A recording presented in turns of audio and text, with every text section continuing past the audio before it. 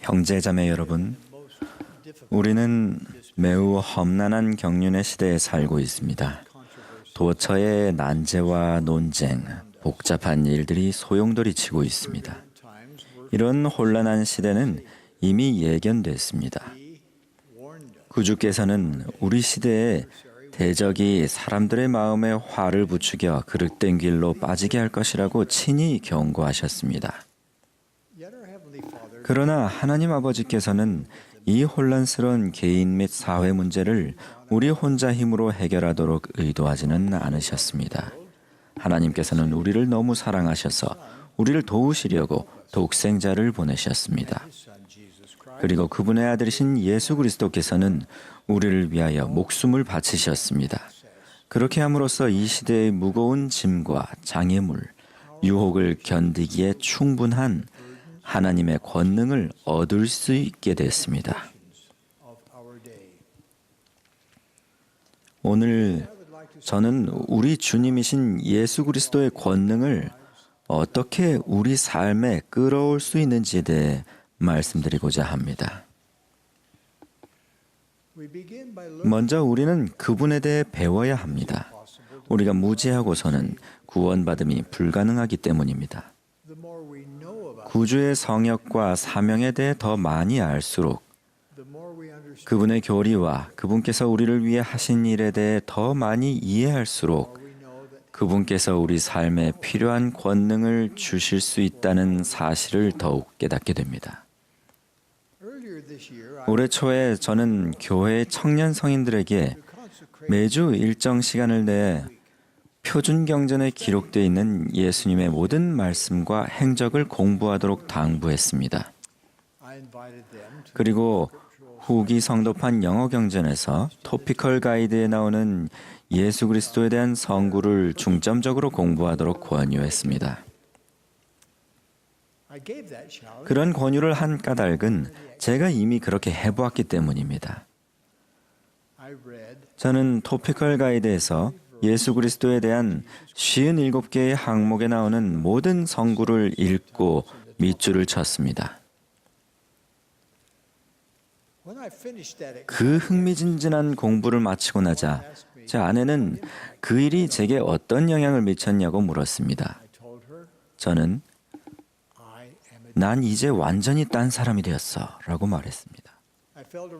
저는 구주께서 당신의 지상 사명에 대해 친히 말씀하신 부분을 몰몬경에서 다시 읽으면서 그분께 헌신하려는 마음이 새로워지는 것을 느꼈습니다. 그분은 이렇게 말씀하셨습니다. 내 아버지께서 나를 보내심으로 내 아버지의 뜻을 행하려고 내가 세상에 왔느니라. 또 내 아버지께서 나를 보내신 것은 나를 십자가 위에 들리게 하심이요. 우리 후기 성도는 그분의 사명을 예수 그리스도의 속죄라고 일컫습니다.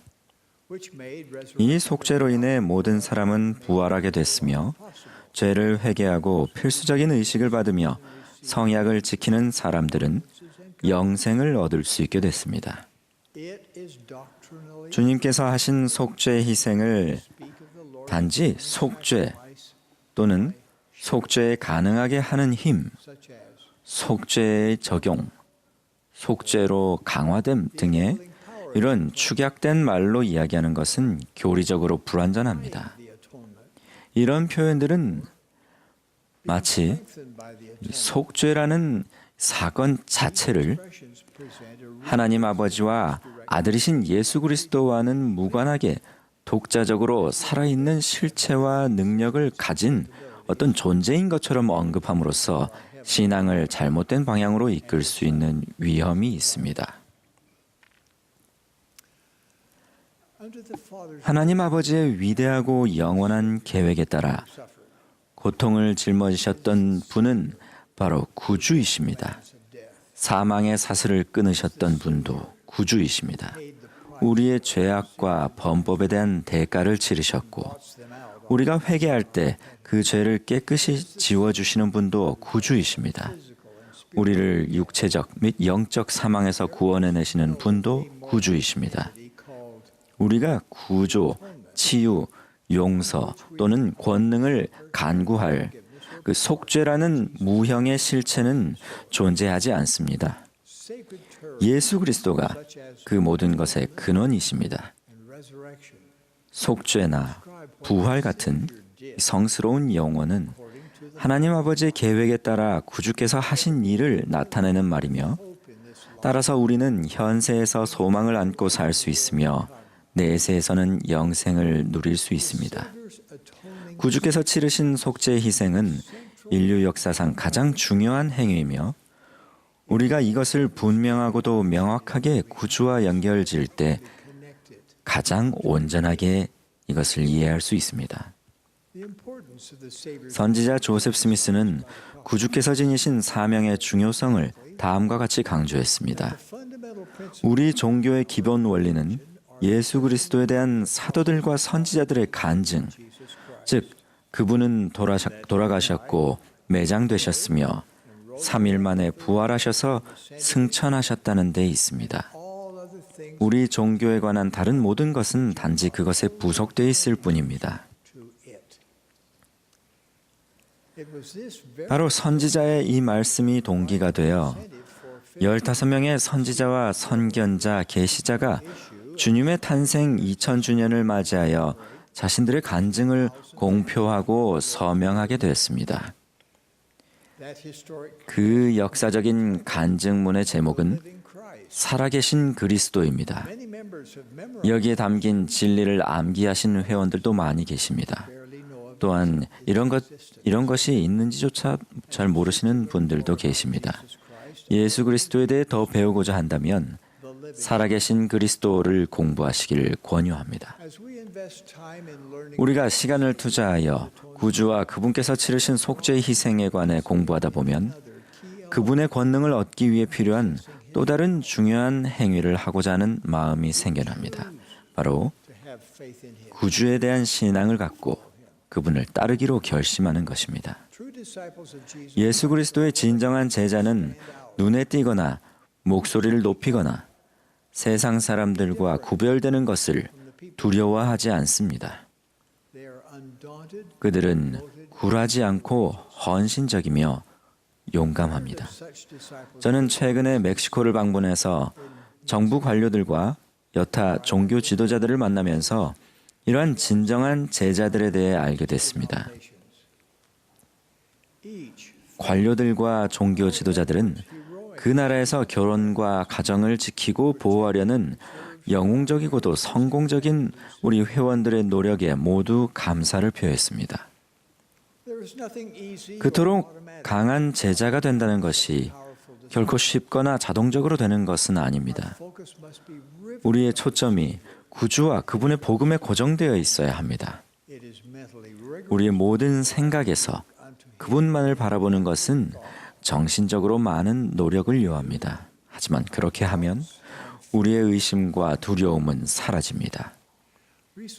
최근에 저는 한 용감한 월계반 청년에 대해 알게 됐습니다. 이 청년은 고등학교 대표로 미국의 한 주에서 주최하는 경연대회에 출전하게 됐는데 하필이면 그날 저녁이 스테이크 상호부조의 모임에 참석하기로 한 날이었습니다. 날짜가 겹친다는 걸 알게 된 이 청년은 대회 관계자에게 중요한 모임이 있어서 대회를 일찍 떠나야 한다고 말했는데 그렇게 하면 실격을 당하게 될 것이라는 말을 들었습니다. 이 청년은 어떻게 했을까요? 그녀는 상호부조의 모임에 참석하기로 한 결심을 지켰고 그 결과 그 대회에서 실격되었습니다. 그 결정에 대해 묻자 그 청년은 그저 이렇게 대답했습니다. 글쎄요, 교회가 더 중요하니까요. 그렇지 않나요? 예수 그리스도에 대한 신앙은 그런 신앙이 없다면 하지 못할 일도 가능하게 해줍니다. 우리는 행동을 유발하는 신앙을 통해 그분의 권능에 더욱 가까이 다가갑니다. 또한 성약을 맺고 정확하게 지킬 때 우리 삶에 구주의 권능이 더 강하게 임합니다. 성약을 통해 우리는 그분께 결속되며 하나님의 권능을 얻게 됩니다. 우리는 충실한 제자로서 회개하고 그분을 따라 침례의 물가로 들어갑니다. 그리고 성약의 길을 걸으며 다른 필수적인 의식들을 받게 됩니다. 감사하게도 살아있는 동안 이러한 축복을 받을 기회가 없이 사망한 조상들도 하나님의 계획을 통해 이 축복을 누릴 수 있습니다. 성약을 지키는 사람들은 세속에 물들지 않는 방법을 추구하므로 구주의 권능을 얻는 데 걸림돌이 없을 것입니다. 최근에 한 충실한 아내이자 어머니가 이런 글을 썼습니다. 지금은 참으로 어지럽고 위험한 시대입니다. 이러한 때에 구원의 계획에 대한 더 큰 지식을 얻을 수 있고 사랑 많은 선지자, 사도, 지도자의 영감에 찬 인도로 이 거친 바다를 안전하게 항해할 수 있으니 참으로 우리는 축복받았습니다. 우리는 아침마다 라디오를 켜던 습관을 중단했습니다.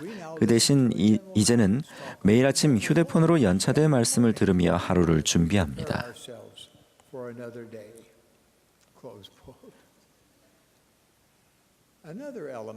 구주의 권능을 우리 삶으로 끌어오기 위해 필요한 또 다른 요소는 신앙으로 그분께 도달하는 것입니다. 그렇게 하기 위해서는 부지런하고 일관된 노력이 필요합니다. 성경에 나오는 12년 동안 혈루증을 앓았던 여인의 이야기를 기억하십니까? 그 여인은 구주에 대해 큰 신앙을 행사하며 이렇게 말했습니다. 내가 그의 옷에만 손을 대도 구원을 받으리라. 그런 일념으로 이 충실한 여인은 그분의 권능을 얻기 위해 최대한 손을 뻗어야 했습니다. 이 여인이 실제로 손을 뻗은 것은 영적으로 손을 뻗은 것을 상징하는 것이었습니다. 우리 중 많은 사람은 마음속 깊이 이 여인처럼 부르짖었을 것입니다. 내가 영적으로 손을 뻗어 구주의 권능을 내 삶에 끌어올 수만 있다면 가슴이 찢어지는 이 고통스러운 상황을 어떻게 이겨낼지 알 수 있을 거야. 무엇을 해야 할지 알게 되고 또한 그것을 할 수 있는 권능을 얻게 될 거야. 익사하기 직전의 사람이 숨이 막히는 상황에서 애타게 공기를 갈망하는 것과 같은 그런 강도로 우리 삶에서 주님의 권능을 간절히 얻으려 한다면 예수 그리스도의 권능은 여러분의 것이 될 것입니다. 구주께서 여러분이 진정으로 그분께 도달하고자 함을 아실 때 여러분의 마음에 품은 가장 큰 소망이 그분의 권능을 삶에 끌어오는 것임을 느끼실 때 여러분은 성신의 인도를 받아 무엇을 해야 할지 정확하게 알 수 있을 것입니다. 여러분이 여태까지 한 번도 해본 적이 없는 정도에 이르기까지 영적으로 손을 뻗는다면 그분의 권능은 여러분의 삶으로 흘러들어올 것입니다. 그러면 여러분은 찬송가 타는 듯한 하나님의 영에 나온 가사의 깊은 의미를 이해하게 될 것입니다. 성도들께 많은 것 알도록 하시며 하나님의 지식과 능력 퍼지오니 땅에 덮인 휘장 거두어지네. 예수 그리스도의 복음은 그분의 권능으로 가득 차 있으며 그것을 간절히 구하는 하나님의 모든 자녀에게 주어집니다. 우리가 그분의 권능을 우리 삶에 끌어올 때 그분과 우리 모두 기뻐하게 되리라는 것을 간증드립니다. 저는 그분의 특별한 증인의 한 사람으로서 하나님께서 살아계시다는 사실을 분명히 말씀드립니다. 예수께서는 그리스도십니다. 그분의 교회는 지상에 회복됐습니다. 이 지상에는 하나님의 선지자는 토마스 S. 몬슨 회장님이시며 저는 온 마음으로 그분을 지지합니다. 이 간증을 여러분에 대한 사랑과 축복을 담아 예수 그리스도의 성스러운 이름으로 전합니다. 아멘.